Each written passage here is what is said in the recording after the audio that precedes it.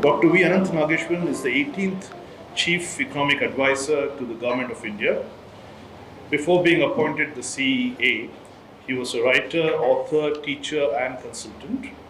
He wrote a weekly column in Mint on Tuesdays from 2007 until 2022.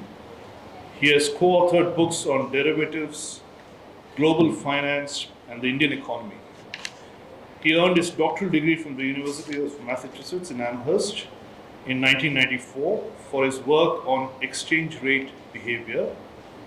In 1985, he received a postgraduate diploma in management from the Indian Institute of Management, Ahmedabad.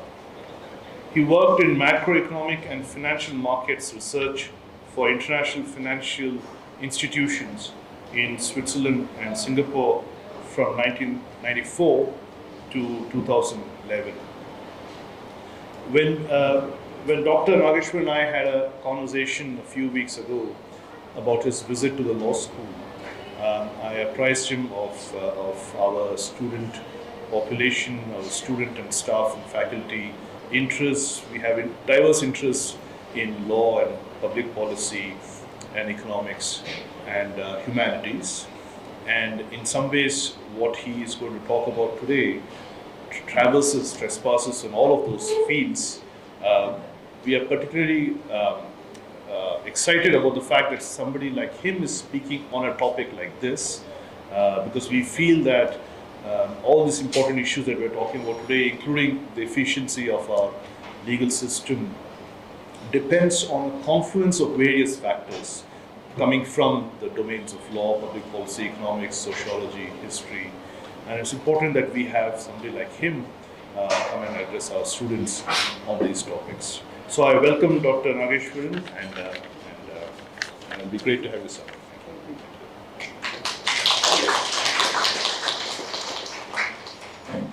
So this is the first time I'm here in this campus. It's a pleasure to be speaking to you. I hope it's not my last visit. I like what I saw already in the last 15, 30 minutes.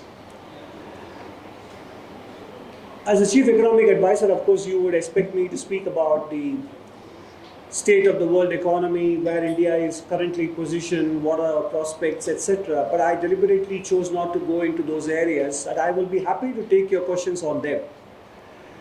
But you might have heard my good friend and colleague in the government, Mr. Sanjeev Sanyal, the full-time member of the Economic Advisory Council to the Prime Minister, talk in recent weeks and months about the importance of judicial processes and how they could be either hobbling or helping the Indian economy's transformation.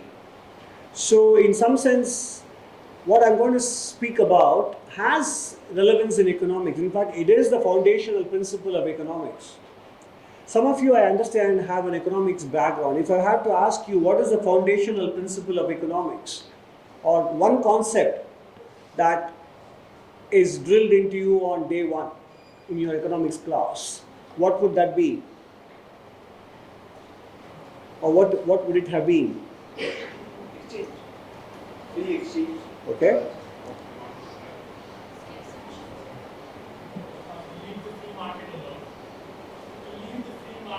Okay, I'm talking about a very fundamental, basic concept.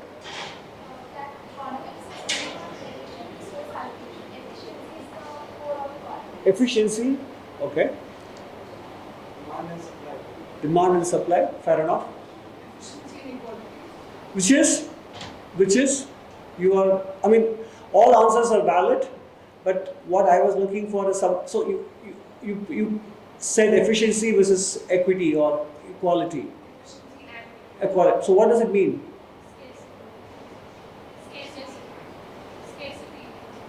Trade-offs. Economics is nothing if it is not about trade-offs. Scarcity means you have scarce resources, you have to allocate between different end users. So if you are allocating it to end use A, end use B is being deprived of it. So you have to make those choices. You have to make trade-offs. And therefore, there is an opportunity cost of the decisions you make, right? If you choose it to apply to the end goal of A, then you are giving up on pursuing B. There's an opportunity cost. You have to make judgment constantly, right? So economics is about trade-offs. It is nothing if it is not about trade-offs. And that is exactly what I want to speak to you about today. So first of all, you are in one sense very fortunate because you are living through a period where history is being reshaped, rewritten, and refashioned. It comes once in 80 to 100 years. It just so happens that post World War II, 1945, we just about completed 80 years. And if you go back and look at the history of cycles, these kinds of epochal changes happen every 80 to 100 years. And one of the more interesting books, not fully but in parts, that dealt with this topic is a book called Fourth Turning. Fourth Turning, that came out in 2020. It talks about the cycles of American history, and they find a pattern that around 80 to 100 years there is always some major shift that happen. And then the interesting thing is 1945, end of World War II, was not just an important turning point for the United States where it emerged victorious, right? But also for many other countries, the European countries. Western Europe began a new life, Eastern Europe began a new life, so did Soviet Union, which was an ally of the US in the war and suddenly became a geopolitical rival in the Cold War. Or you take India for that matter, 1947 was the year of independence. So the same 80-year cycle applies to us. Or take China for example. 1949 was the year when Communist Party became the ruling party in China. So that is why what you are seeing today affects not just one nation but multiple nations, almost the entire world. So in that sense you are living through very interesting times. But obviously when you are living through it, you don't think that way, it's unnerving. Right? And you have a lot of question marks as to what these things mean for you individually in terms of your career options, choices, and prospects, etc. So it cuts both ways, but as a learning period, this is probably the most interesting learning period in real life. And therefore, supply shocks, like, for example, globalization means you could produce in India but source your inputs just a day before from different parts of the world. Some of you might have heard of the phrase just-in-time inventory, right? So you don't have to keep stock of all your raw materials and components, you could procure them at very short notice. The whole system was, as she put it, was designed to optimize efficiency, right? But now just-in-time, as many people have said, has given way to, any idea? Just-in-time inventory management principles have given way to, by any chance, anybody has heard of this? Just-in-time. Just in case. Just-in-time has given way to just in case. There is a fear of lack of security and reliability of supplies, right? I mean, look at rare earths, permanent magnets. If the magnet small piece doesn't come, automobile production across the world will come to a halt. So just-in-time has given way to issues of safety, slack, building up some cushion for yourself rather than being able to focus on efficiency.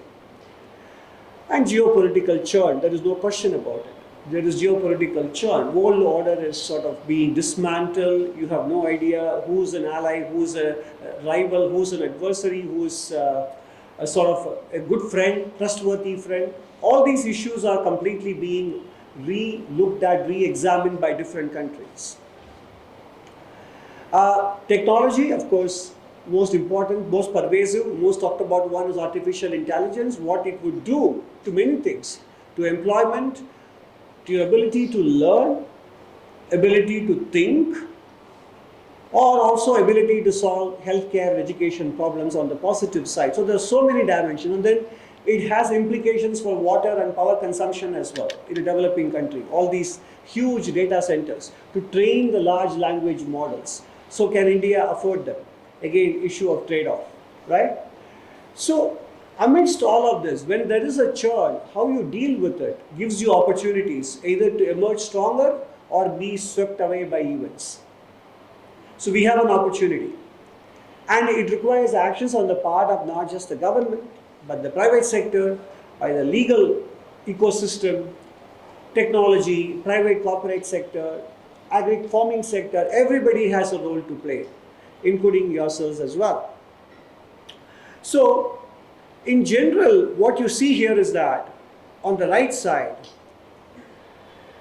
if we are able to grow at the rate at which we want to reach European Union standard of living, we need to grow at 10% in real terms, in constant prices. If you end up growing only at 4%, you will reach the per capita level of Libya, 6% Mexico, 8% Greece, and 10% you will reach European Union standards. And because of the power of compounding, even a 0.5% drop every year can make a huge difference in the end. Roughly in dollar terms, our GDP size is close to 4 trillion, 3.9 trillion end of March 2025. In 1993, it was 300 billion. So we have done very well in terms of growing 13 times in dollar terms. And that's about 8.6% compounded growth rate. But 8.6% versus 10 will determine whether you are going to be a middle income country or an upper middle income country. And even 6% will consign you to maybe lower middle income or very early middle income category. So there are huge, enormous implications with this, right? So that is just a backdrop for you. One of the most important things in life is everything is asymmetric, right? So for example, when you want something, the amount of intense craving for that is much higher compared to your level of satisfaction after you get it. They are not symmetric, they are not equal. Similarly, when you have something in your hand, you kind of get used to it, you take it for granted. But the moment you lose it, whether it is humans, relationships, or material things, the moment you lose it, you start missing it so deeply. It's not equal, right? So between coveting and possession, there is a difference. Between possession and loss, there is a difference, right? That is why human beings are intensely loss averse, right? Because loss gives you much greater pain than possession giving you pleasure. So your reactions to both these things are very different. I can go on and give you multiple examples. Let's say this morning you wake up with a bad toothache or a headache. And you go through the day feeling somewhat miserable. And everything feels like a challenge, right? And to even get to the class, to move from one class to the other, to take some phone calls, have even a simple conversation, everything feels like a burden. The next morning, and you feel this is the most miserable feeling you could have, and the next morning you wake up, you don't have that headache or toothache. Is your level of relief going to be the same as the level of misery you felt the previous day? No, because something else will take over. So once it is not there, you take that condition for granted, right? Another very, very lame example. You go to a shopping mall and you want to use a washroom, and the washroom is clean, usable.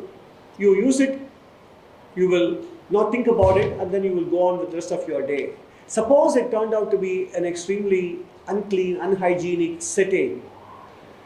Probably you will visit their Facebook page or Insta page or put a comment or a dislike or write about it somewhere in your X handle, etc., right? So your reaction to a bad situation there is to comment or to make your feelings felt or heard. But if it was okay, you don't then put a separate post or a Facebook comment, I like the fact that you kept your washrooms clean and hygienic, keep it up. You don't do that, right? Very seldom. Some of you may do it, but very seldom. So in general, and moving on from these simple day-to-day examples, if you talk about policy examples, you can say, everybody knows money cannot buy happiness. But equally, lack of money will definitely buy you unhappiness, will bring you unhappiness. It's not symmetric. And it takes years to earn trust. It takes few minutes to lose them. Right? If you bring in a bad policy, it hurts. But after you reverse it, status quo is not restored. The trust that is lost is lost. So everywhere you look, whether it is in personal lives or public life, etc., public policy, asymmetry is the defining principle or the foundation. That is why it's very important as legal scholars, as legal experts, you are aware of this importance of both asymmetry in life, in public policy, and also the importance of trade-offs. Okay? Because of asymmetry and trade-off, you have to remember these two iron laws of public policy. Laws of unintended consequences will always be prevailing. Okay? 2, the road to hell is paved with good intentions all the time. And 3, sometimes you cannot put the genie back into the bottle. So there is enormous responsibility on public policy makers and legal scholars as well. I've given you multiple examples. I mean, you can go through this in detail. For example, if you share your grievances in private, there is no guarantee that they would be attended to. But taking them public is almost likely to ensure they would not be addressed. In an organization, I'm saying. Consultation before a policy decision may not guarantee consensus, but decision taken without consultation has a much higher chance of drawing daggers out. Patience in an argument or discussion is no guarantee of a smooth ending, but impatience is almost sure to guarantee no agreement and unpleasantness. And more proximately, for example, not having job reservations for locals may not mean that investors would come and create jobs, but having one is sure to drive away investors and deter job creation.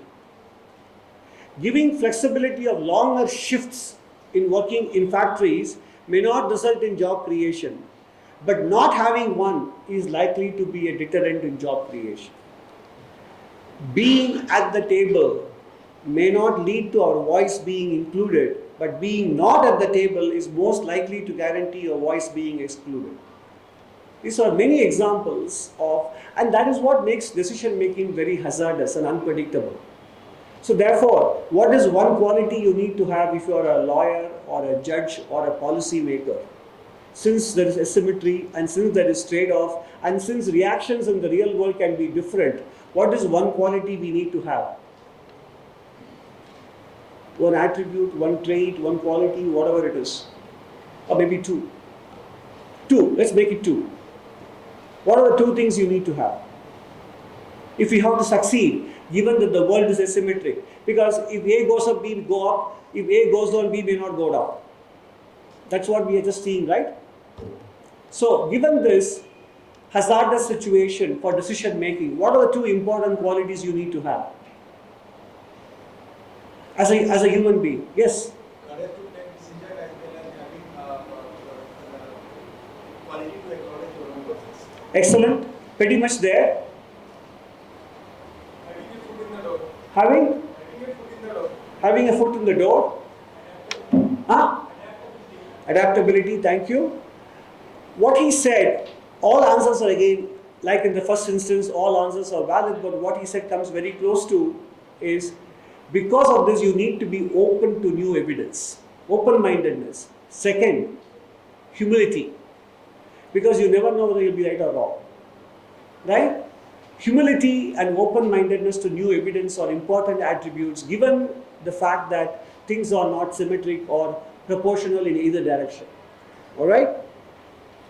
And I'll give you the examples of unintended consequences. By the way, the source given at the bottom of the slide, it's a very good book by Professor Ha-Joon Chang, a Korean professor who taught and maybe is still teaching in Cambridge, 23 things they don't tell you about capitalism. It's a very interesting book. It's a very short book. Okay?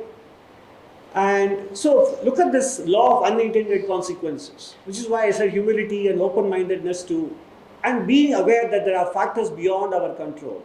So when Korea wanted to develop a steel industry, the potential donors, this is post-World War II, the potential donors faced the worst business proposal in human history. Korea Steel, a state-owned company run by a politically appointed soldier, making a product that all economic theories said was not suitable for that country. The Korean government, however, managed to persuade the Japanese government to channel a large chunk of the compensation payments they were making because Japanese occupation, there was reparations imposed on Japan. They said, okay, divert the large channel of your reparation payments into the steel mill project to provide the machines and technical advice instead of giving us cash. A portion of it should be given in this fashion. By the mid-80s, Korea became the most cost-efficient producer of low-grade steel in the world. And by the 1990s, it was one of the world's leading steel companies. What is the company? What is the name of the company? POSCO. Thank you. And in 1950, the US government aid agency, USAID, had called Korea a bottomless pit. And by 1990s, it had become a member of the OECD, the Club of Developed Nations. When Japan invaded and occupied Korea, it would have been impossible to imagine that it would one day pave the way for Korea to become a world leader in steel making. Right? You wouldn't have figured out the chain of events from there to here. That is not to say that you should encourage such invasions and occupation. The point is, many things we just don't know. Unknown unknowns, as Donald Rumsfeld, a former US Defense Secretary, said, plenty of unknown unknowns. Another fascinating example. After World War I, the Soviet economy was in very bad shape. Lenin had kept farming in private hands. Trotsky was opposed to the idea of farming being left in the hands of private farmers. Preobrazhensky said, if you have to rapidly industrialize, that required transferring compulsorily the farming lands into the hands of the state, the government. Stalin was not in favor. After Lenin, Stalin came. He was not in favor, but upon becoming a sole dictator, Stalin took Preobrazhensky's ideas and implemented it. Of course, agricultural output collapsed. In the famine of 1932-33, millions perished. But the irony is, had Stalin not adapted Preobrazhensky's strategy, the Soviet Union would not have been able to build the industrial base at such a speed that it was able to repel the Nazi invasion on the Eastern Front in Second World War. And without Nazi defeat on the Eastern Front, Western Europe would not have been able to beat the Nazis. Thus, ironically, Western Europeans owed their freedom post-World War II to an ultra-left-wing communist economist called Preobrazhensky. What an interesting, a delightful, unfathomable combination. A dictator being advised by a communist expert, leading to democracy and freedom, liberal economy of the Western Europe. So these are fascinating examples that history gives you, just to give you the perspective that when we make decisions, we should be aware of the potential for unintended consequences and side effects. Just think through a bit harder, a bit carefully, deliberately, and be open to changing your mind when there is evidence. And this is one last example of unintended consequences. And this is a tweet by Professor Edward Luttwak. And that's why he says, these are his words, my son lives in the north of San Francisco. Lots of trees, lots of free wood to be collected with ease for winter warming. But by local law, that is forbidden. That is how the wood accumulates till it burns in forest fires. The California Department of Unintended Consequences. You say, oh no, you can't burn trees, you can't burn wood, you destroy forests. But by not burning them, you allow dry shrubs to accumulate, creating the tinder for larger forest fires. That is why in ski slopes, the ski slope operator will create mini avalanches. to prevent major avalanche from happening, you have to clear the accumulated snow. So you have to create these things to prevent a major catastrophe. You have to let the forces of creative destruction play their part to prevent a major destruction in economics or in any other dimension of public policy. Okay?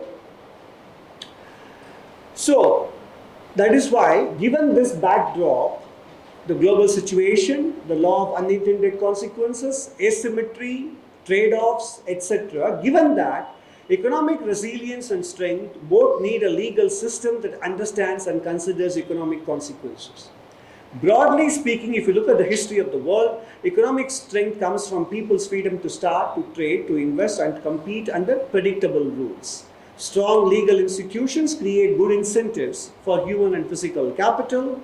High-performance legal systems that are grounded in sound economic reasoning are thus foundational elements of a high-growth society. Many principles of good legal systems are or must be in accordance with the needs of economics: fairness, proportionality, natural justice. Now, reading these things conceptually, all of us would nod our heads and say they are correct, right? But when we see actual evidence that emerges, then that becomes a problem. We went through this slide already in terms of the discussion we had in the last 20 minutes. Trade-offs, opportunity costs, unintended consequences. Therefore, the question to ask will be, when you confront a legal situation, who will pay? How are the next best actual alternatives for the stakeholders affected? What incentives will this create for society? And therefore, what unintended consequences will this cause? So the first thing we have to remember is, nothing is truly free. Even if it appears to be, there is always some cost, whether money, time, effort, or something else. Let me give you a simple example. Many of you might have received SMSs or emails that Perplexity is for full year available with your Airtel subscription. And if you have taken a 1-month subscription for ChatGPT, for ChatGPT Go, now they say it's available to you for 1 full year. It's free for 11 months. Perplexity is free, right? What's the downside? The other possibility is, how can a late entrant into the market from India be able to penetrate once these people have gotten you hooked?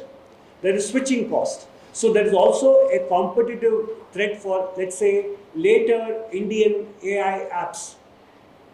That is how Google, WhatsApp, Facebook, everybody have established their presence and toehold in your lives. Now, if somebody asks you to switch to an Indian WhatsApp equivalent, you have major problems. There is no possibility of exporting all your contacts and chats from A to B. It is just, I'm used to this. Same thing with phones and everything, right?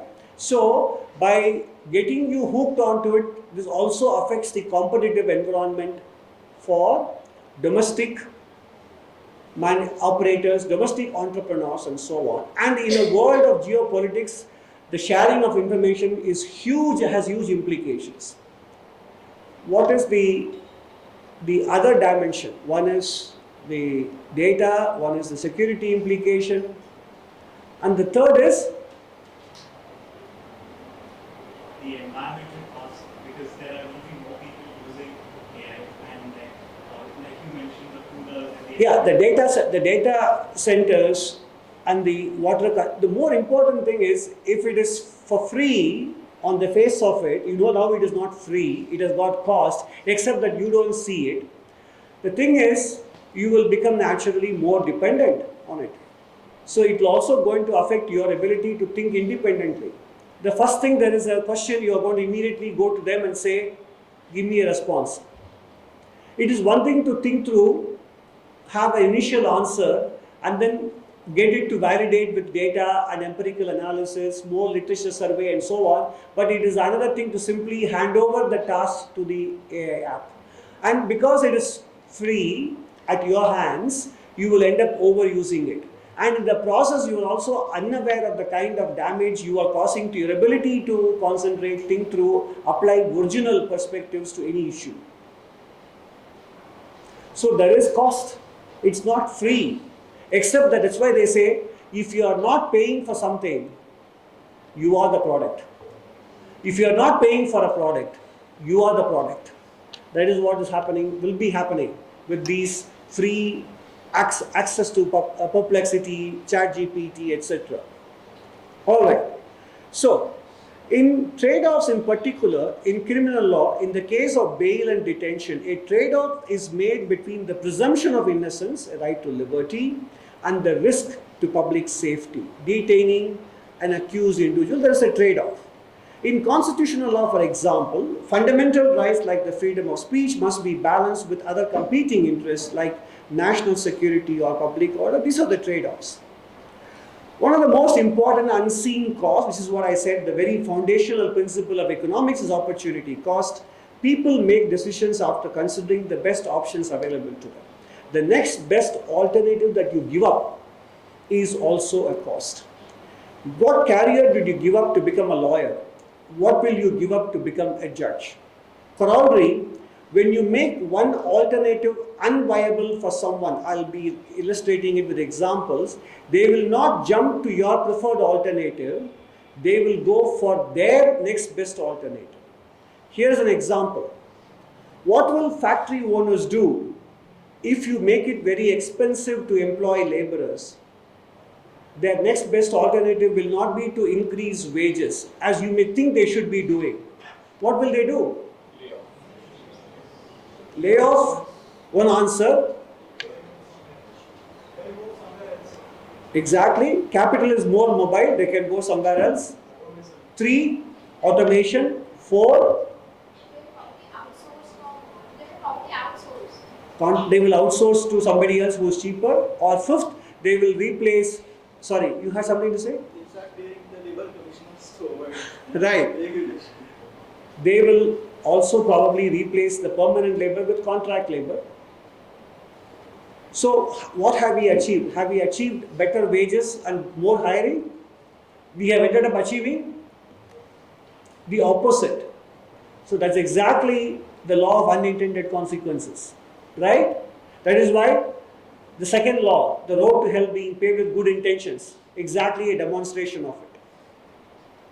So Industrial Disputes Act, for example, prevents factories over 100 employees from being fired without government permission.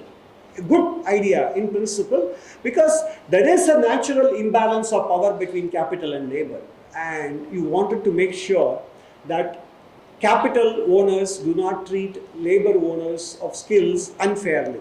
The underlying concept is quite sound. To improve fairness, reduce the power imbalance, improving the lives of the poor and those employed as labor. But the trade-off is, it is not just a matter of conflict between capital owners and labor owners, but you can also think about it as a trade-off between job holders and job seekers.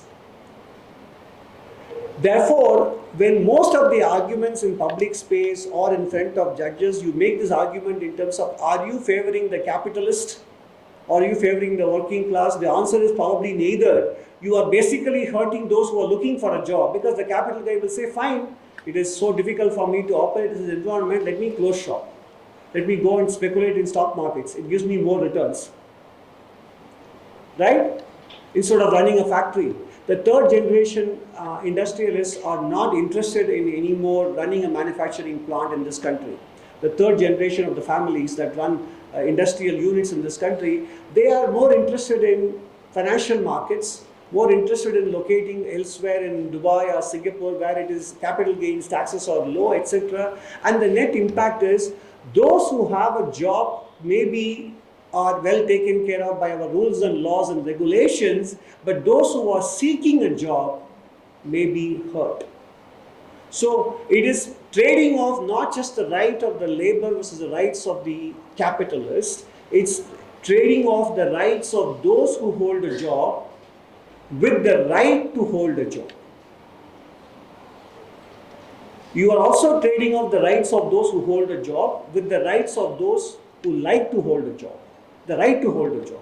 So that is a trade-off. So what are we ending up achieving? So the question is, there is no easy answer. You might say, so sir, what's your answer? The answer is, The only two words in economics is always true is it depends, right? It depends on the specifics of the case. It cannot be a universal principle based answer. It has to be cognizant of the underlying circumstances. What are you ending up achieving? Or you may want to go based on precedents, but you may also want to leave yourself an opening in case things don't work out the way you wanted. Can the ruling be reversed? Can the situation be reversed? If the actual reality turns out to be far from what you intended with your judgment or with your argument, etc. That is so, because in the process of protecting the rights of those who already have a job, because we have made it so costly to hire and maintain a factory, because it is not the only rule they have to comply with. Do you know that our state governments prescribe the amount of space you need to allocate for parking? If you are running a factory, a certain percentage has to be reserved for four-wheelers, two-wheelers, trucks, delivery vans and so on, and each state even specifies the number of parking spots you need to allocate for each category of vehicles. It's so intrusive. And then there are setbacks on all the four sides. You have to give setbacks. Next, the floor space ratio, FSR, or floor space index, whatever you want to call it. What is the amount of built-up space you can do on a given plot of land? That's also very low here compared to Singapore, Hong Kong, Bangkok, Jakarta, etc., or Hanoi, or Beijing and Shanghai, where you compete with. Now, put all these together and put the labor cost also together. How does a factory owner, the moment we think of industrialists, we think of the large industrialist with 10,000 crore turnover, etc. But this country has millions of small and medium enterprises. Can they afford it? Because if the fixed cost of doing business is so high, then you will want to save on the variable cost, hire far less than you would want to hire. And if the fixed cost of doing business is so high, then you have to scale. But the very rules and regulation that raise the fixed cost prevent scale from emerging. How can you have a factory where if every single yard of the ground floor has to be allocated for either parking or the setbacks, and your floor space index is so low and you can only operate from the first floor onwards, then imagine setting up a factory operating from the first floor. How will you move the equipment?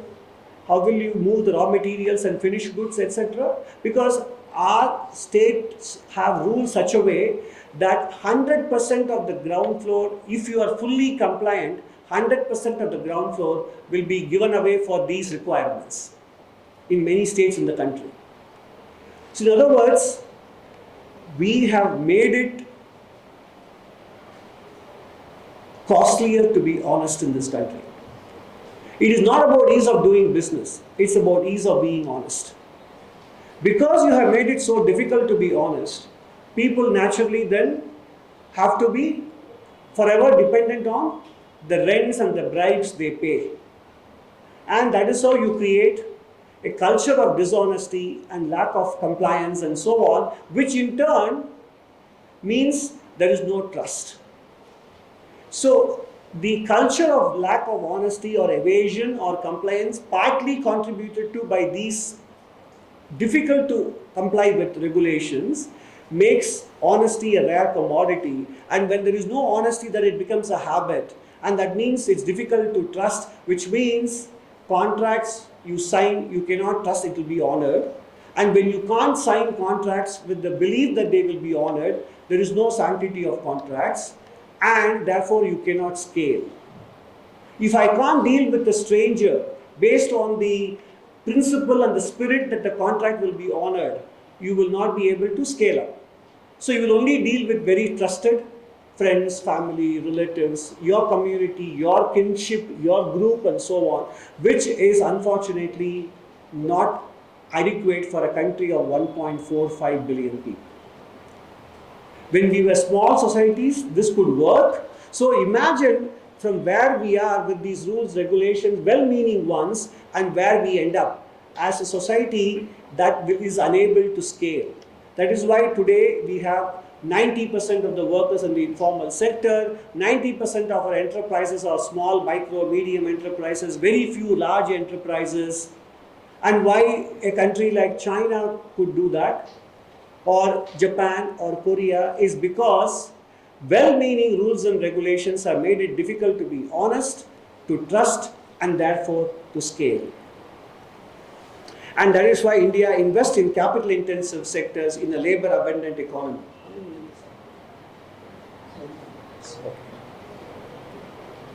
I'm going to conclude with a few case laws and examples. I've already spent about 38 minutes.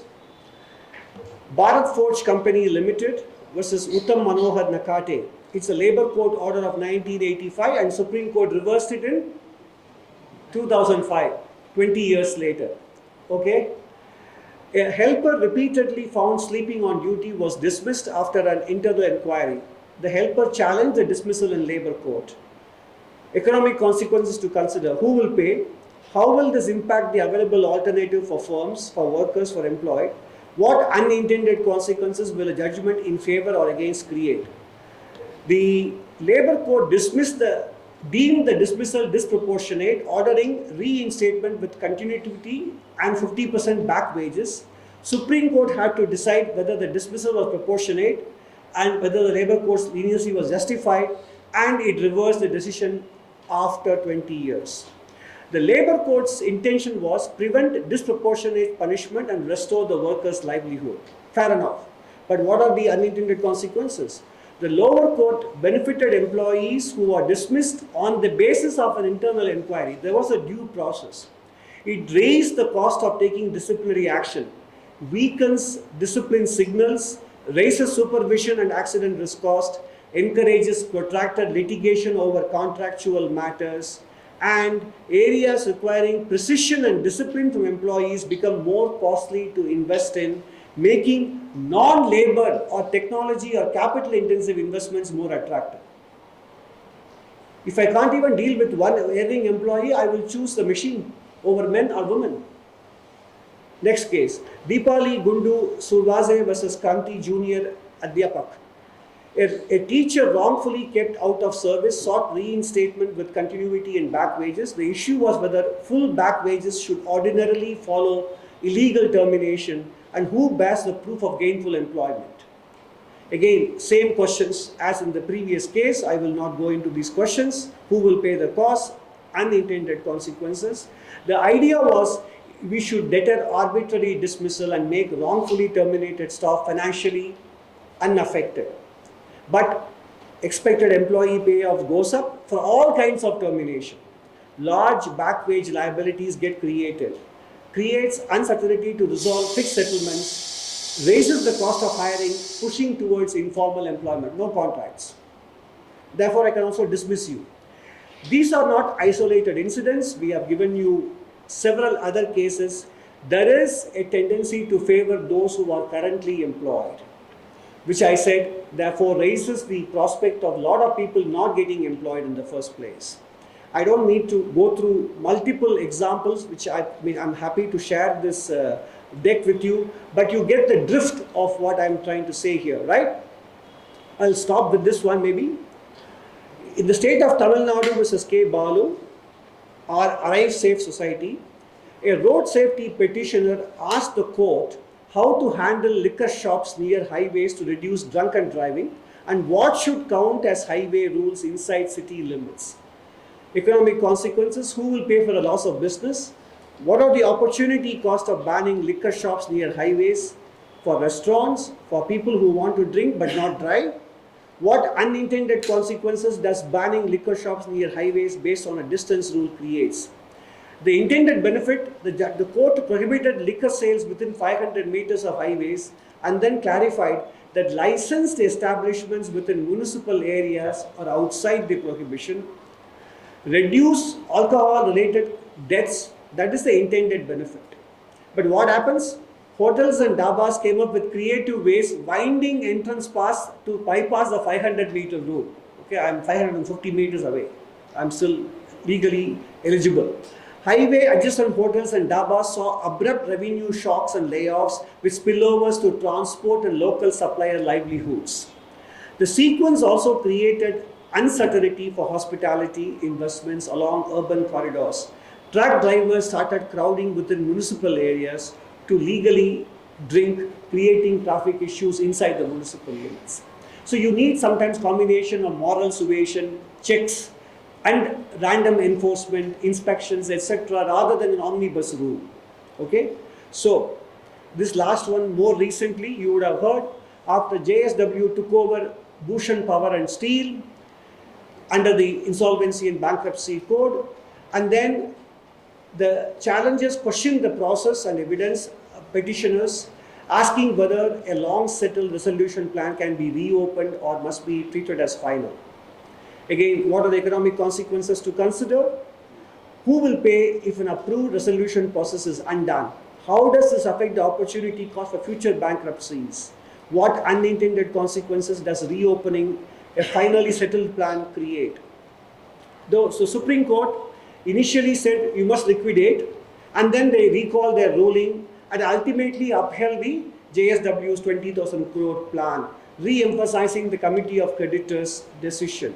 So these are all multiple examples of decisions that do not consider economic reasoning and only applying the yardstick of a simple-minded fairness. So my purpose of this exercise was to understand and incorporate economic thinking, opportunity costs and trade-offs in legal processes, in pronouncements. I hope I have left a few thoughts with you to reflect on. I'm open to your questions. Thank you very much. India is the fourth most equal country in the world based on a World Bank report. Fourth, Most equal country.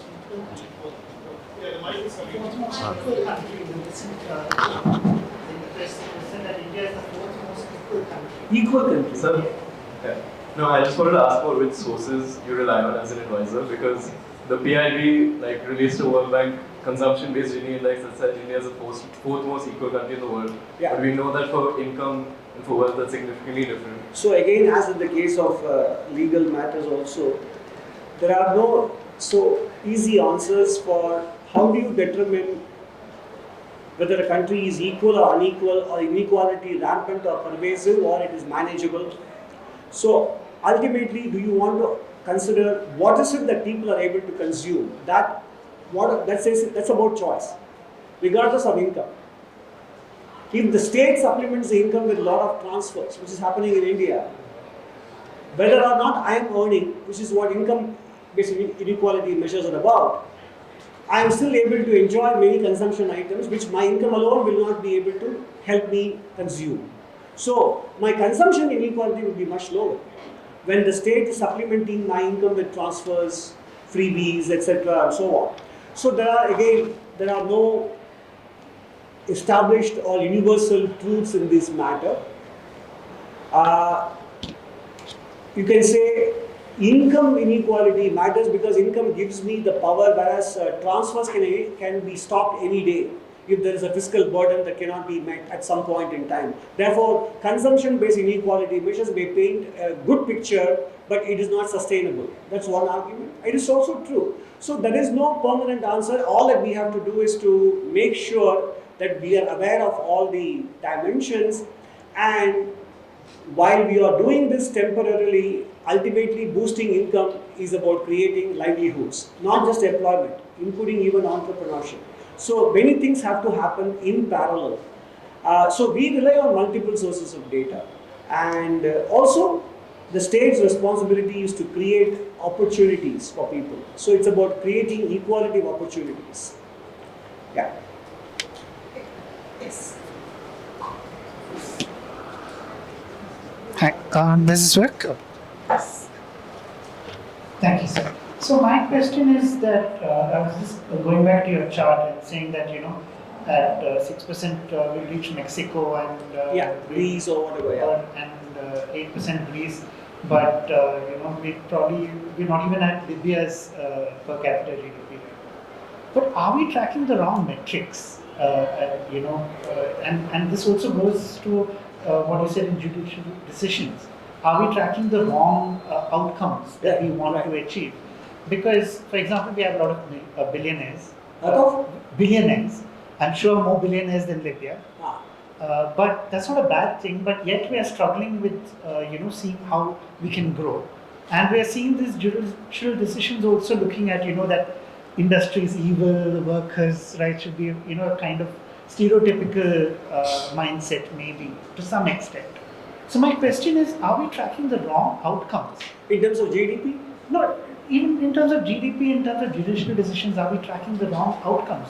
Should we actually, for Viksit Bharat, be looking at some different outcomes in the short term and in the long term? No. My immediate response to you is that, first of all, many of these outcomes are not mutually exclusive. In fact, there's an interdependency.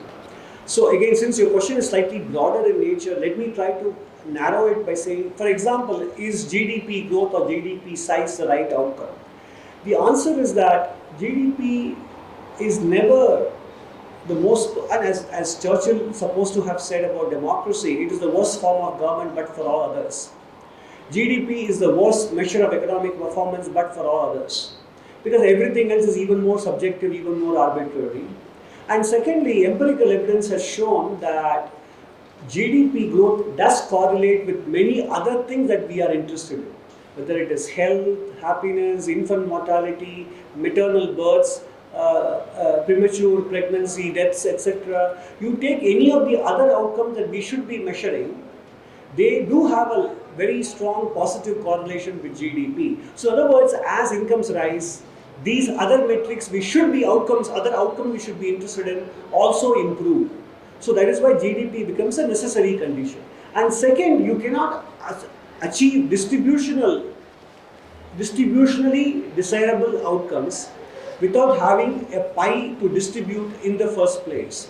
It is like asking, whether left eye or right eye is more important kind of thing. I think, and that is why Professor Sebastian Edwards wrote this book, The Moral Consequences of Economic Growth. It's a good book to read, and I think it's important, therefore, you create the basic condition that you have to have, because growth is what gives you the resources to address the very other problems that we want to address. Because growth gives you fiscal resources. So the answer is they are not mutually exclusive. Yes.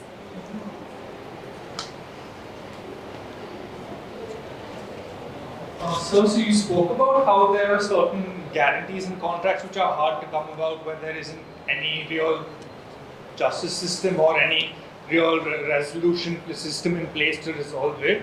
I wanted to ask on a government scale, when that happens in terms of contractors or tenders being awarded and there's opacity in the system or there's a certain bias in the system, on one side, how can you make sure that it's more competitive? And on the other side, how can you make sure that there's the actual results of the contracts and the tenders are brought about and made and put in place? So it's a very good question, and it is difficult to give you a general answer because most of our government contracts are awarded on the basis of L1, the least cost bidder. But obviously, it is a question of, again, trading of cost versus performance and cost versus effectiveness and efficiency. That is why lately, government has been giving some subjectivity, some latitude to decision makers, not just to go blindly on the basis of L1, but to incorporate other considerations, give appropriate weights, ultimately be transparent about your decision-making process so that the subjectivity should not become arbitrary. So again, there are no mechanical rules to give you an answer, but it's about continuously refining the process. Ultimately, as I said, as he said in the very beginning, you have to be open to empirical outcomes and whether they match your intentions. If they don't, then change your methods, keep changing. You are never going to get the perfect method because in many of these cases involve judgment. It's all about keeping on refining and having the willingness to learn and change, correct, and course correct based on empirical outcomes. There are no other magic bands to wave here. Yeah.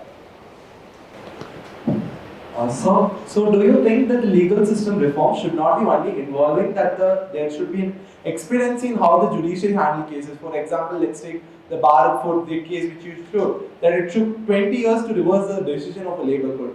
However, I feel that even legal system reforms should somehow have that the judicial infrastructure should be improved. For example, Supreme Court judges are only 33 for millions of people, which is per capita ratio per judge per lakhs of population is very less. Do you think that we should also improve the judicial infrastructure on this take?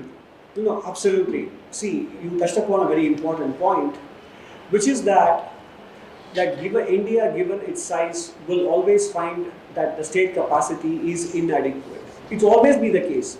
Number of judges, lawyers, police, diplomats, accountants, nurses, doctors, you name them per 100,000 population. Do we have the same number as another country, Indonesia, or even forget about developed countries, even other middle income countries or so on? It will be difficult because our size is both uniquely advantageous and also uniquely challenging. So it is a slow and steady iterative process. That is why fiscal resources, how do we allocate them? So if the government were to, that is why democracy does make it more complicated. If the fiscal resources go towards only transfers due to promises given during elections, for example, then that is a fiscal resource that is not available for building the infrastructure, whether it is judicial, legal, or medical, or healthcare infrastructure, whatever it is. So that's a trade-off there. And the other is about the physical or non-physical infrastructure. They all have to go together. But given our size, we will always find this to be a challenge. But you have to set milestones for yourself, and at some point we have to, again, the same principle, we have to prioritize. So there are no easy answers, as in the case of the earlier question as well.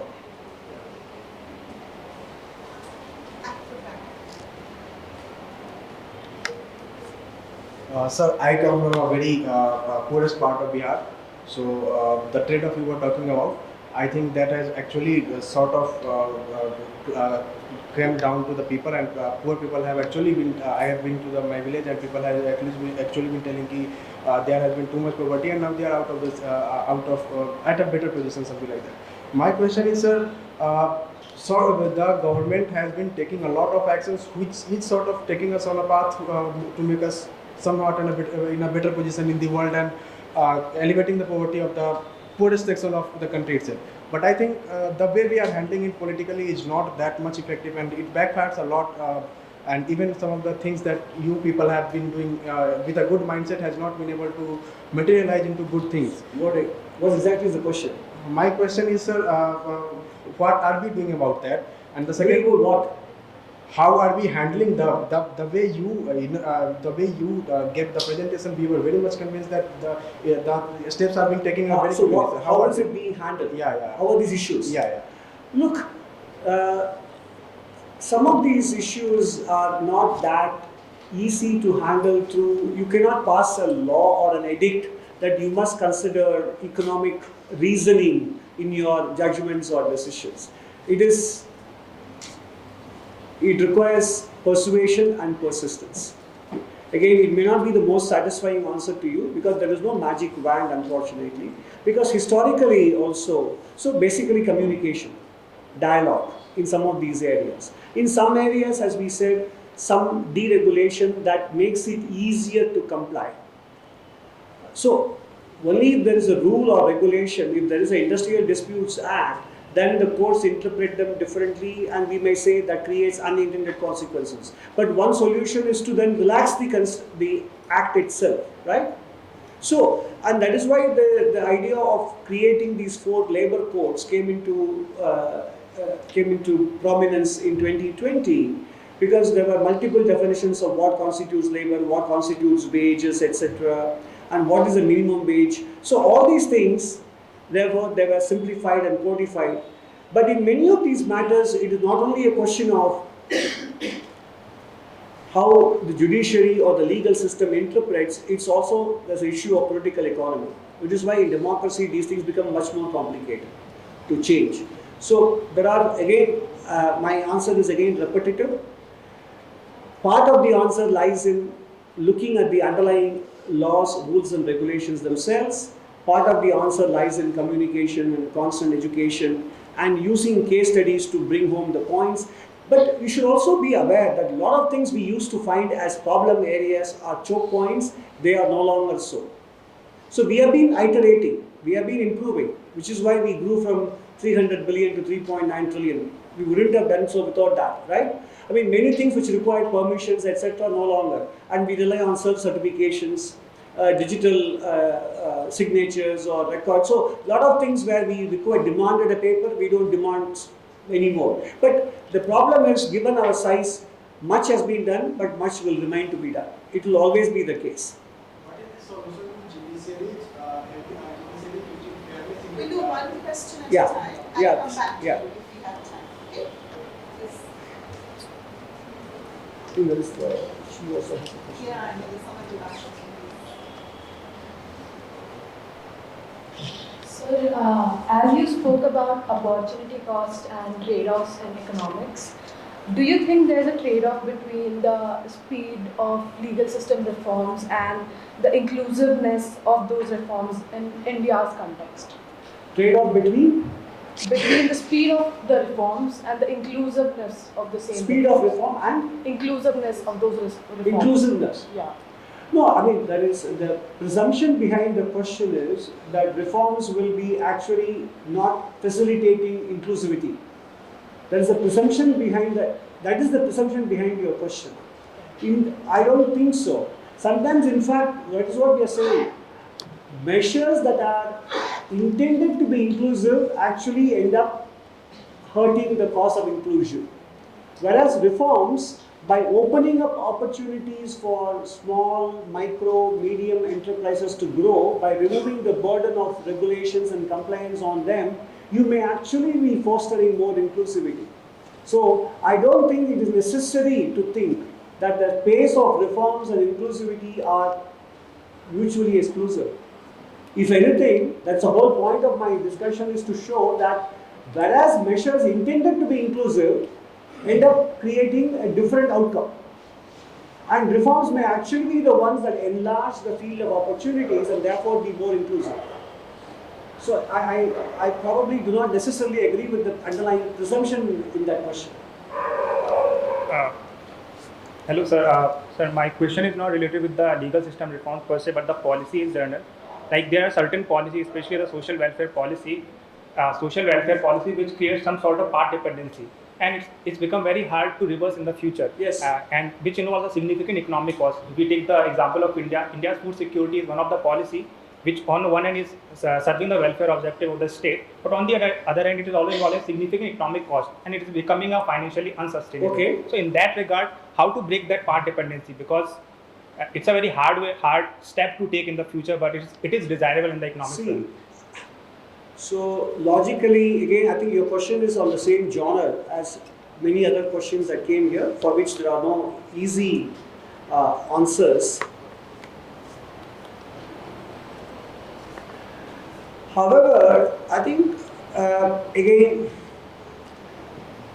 what we discussed at the very beginning, more empirical evidence of the unintended cost of these well-meaning measures, or defining some thresholds beyond which you make it ineligible, and maybe some state somewhere does something different and it turns out to be actually a satisfying outcome both from the fiscal point of view and from the welfare point of view, then you use that as a sort of a case study or a model and replicate, provide incentives and disincentives for states to be able to wean them away from this kind of behavior, or in many cases, a crisis that emerges in, let's say, public policy or fiscal situation will usually be one of the important and useful triggers, because across the world, over time, countries have changed their behavior, and human beings also do the same thing, by the way. We don't change our habits unless there is a health crisis. No matter how many times you hear about exercising and eating healthy food, you don't do it unless the doctor reads the right act to you, right? You have to change or you are done. So that is when we change. The same thing applies in the case of macro decisions as well. Crises can be used as therefore important opportunities to bring about systemic change. So again, there is a menu of options. Not all are easy, but that is the way to slowly move change the contours of the discourse. Again, no magic wand. Yeah. So, hi sir. In your slides you showed some case laws to highlight the unintended consequences of well-intended orders. But had the court not made those judgments, wouldn't it also have unintended consequences, as in setting the dangerous precedent that Indian employees could be easily exploited, or they're pretty much expendable, and the courts won't care about it. So, at what point do we stop? I get the drift of your question. So, again, it is a valid consideration. But if due process has been followed, then we have to ask ourselves, is it fair to only consistently take one side without due regard? If the process has not been followed, then it is an open and shut situation. Then that's unfairness there.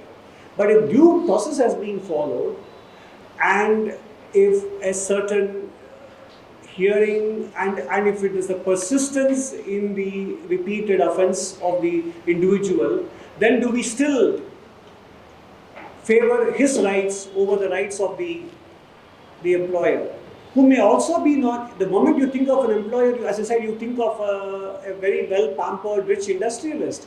Most of the employers are 5-member, 10-member, small, medium enterprises. He or she is not a capitalist as you imagine, as you mentally conceptualize. So the question is, can a country of this size progress without certain minimum standards of performance and accountability? Accountability cuts both ways.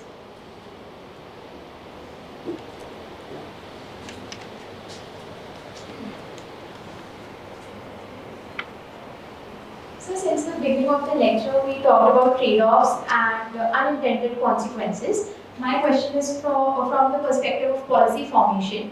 When a policy is formulated, we are cognizant, or the policy formulators are cognizant of the fact that the consequences could be unintended.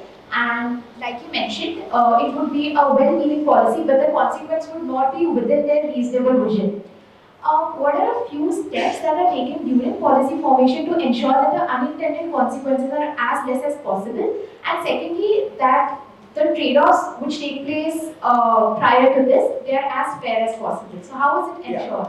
No, so again, that is why these days you go through draft proposals being put for public consultation.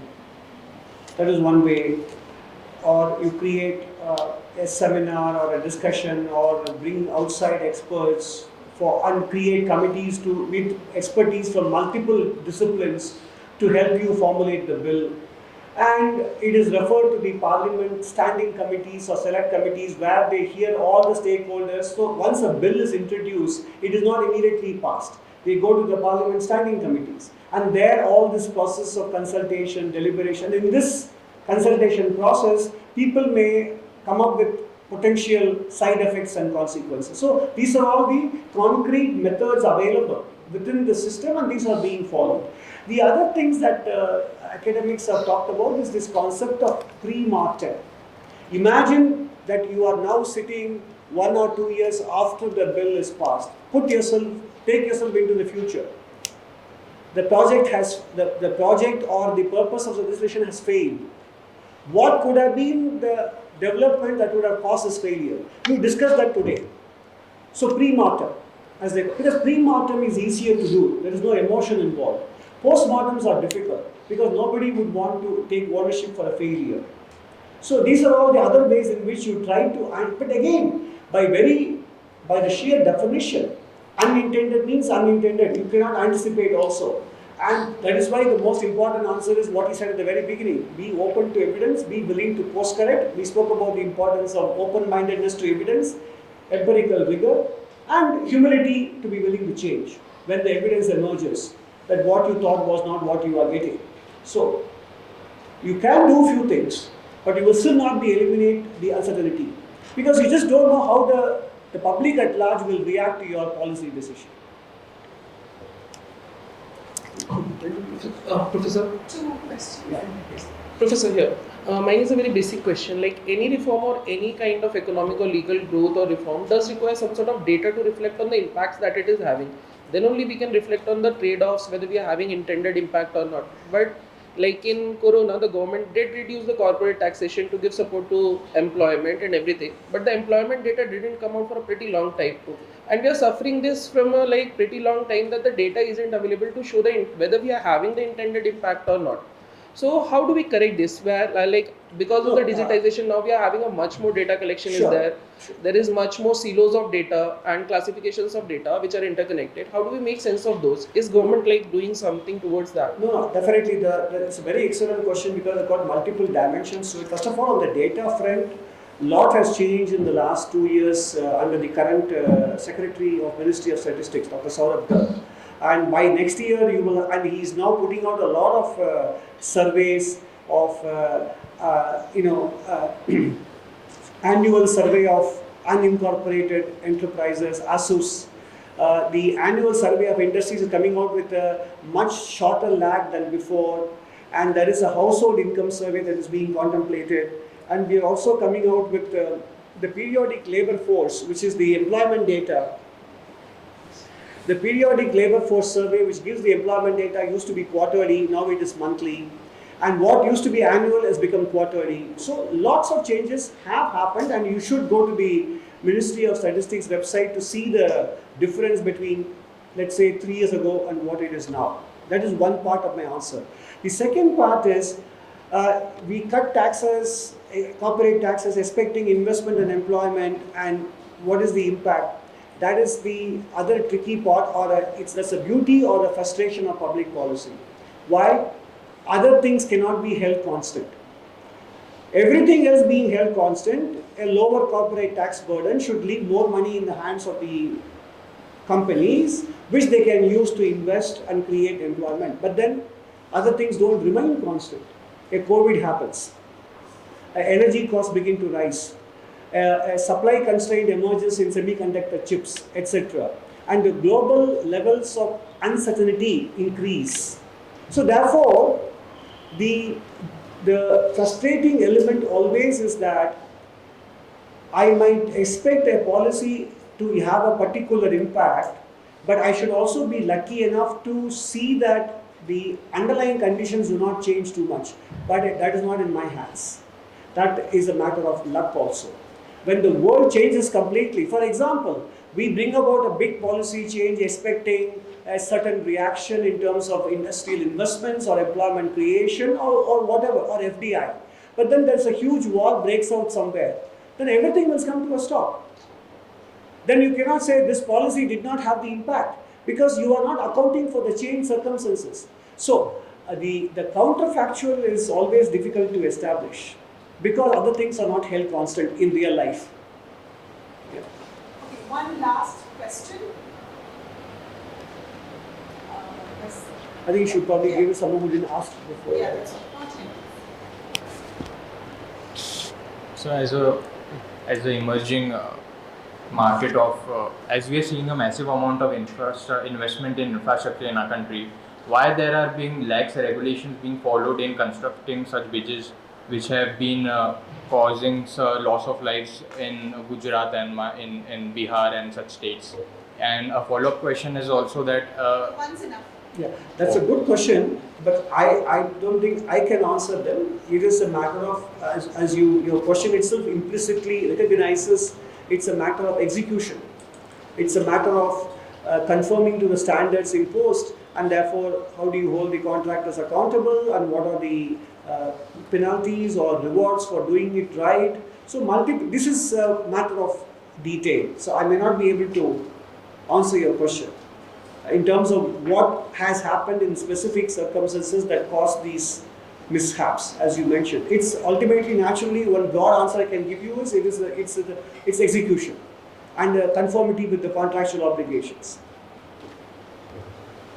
Yeah. Dr. Nageswaran, if I may slip in one question. Oh, please, sure. So, judiciary is the conscience of the state, and I'm very curious to know, at the policy level discussion, how much of a do not compass do judiciaries? Do not? So, when you're thinking about the welfare considerations in making a policy, especially economic policy, so Okay. you're always thinking about equity concerns. Sure. Does the decision making of judiciary, so maybe some past cases, maybe the general tenor that they've been taking, how much of an influence does that have in economic policy?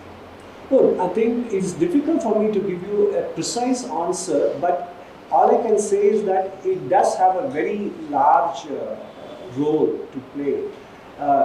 Judicial precedents do not just matter to future judgments, but also to policy making, whether it is in retrospective taxation matters, because many of the issues that the judiciary, for example, judiciary played a very, very useful role in helping to fine-tune and sharpen the provisions of the insolvency and bankruptcy code over the years.